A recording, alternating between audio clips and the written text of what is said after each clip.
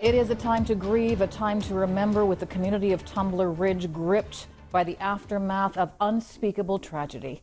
Good evening. Thanks so much for being with us tonight. One of Canada's deadliest mass shootings played out in the small northeastern BC town yesterday afternoon. Tumbler Ridge, a community of about 2,700 people. It's part of the province known as the Peace Country, but there will be no peace there for a long time to come. We have extensive coverage tonight, including an interview with the Vancouver Island family of one of the young victims. And we'll speak to experts about how to talk to your kids about this tragedy. But we begin with Mary Griffin tonight, who joins us live in studio with the very latest information.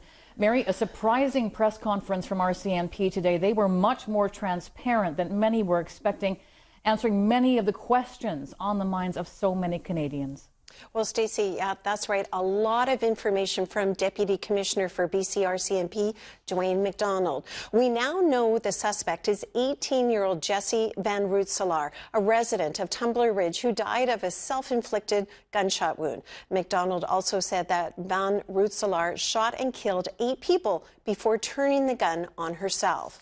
Now, the victims include a 39-year-old female educator, 3 12-year-old female students, and 2 boys 12 and 13 years old, all killed at Tumbler Ridge Secondary School. Now, Van Rootselaar also shot and killed her mother and 11-year-old stepbrother. Here's how events unfolded. McDonald said the suspect first shot her mother and stepbrother at the family home. We don't know what time this occurred. At about 1:20 in the afternoon, police received a 911 call from the school that there was an active shooter inside. Now, police arrived 2 minutes later, and rounds were fired in the officers' direction. Within minutes, they were able to enter the school and identified the shooter, who was deceased. Now, the 2 guns seized by police include a long gun and modified handgun. They are now significant points of this active and ongoing investigation.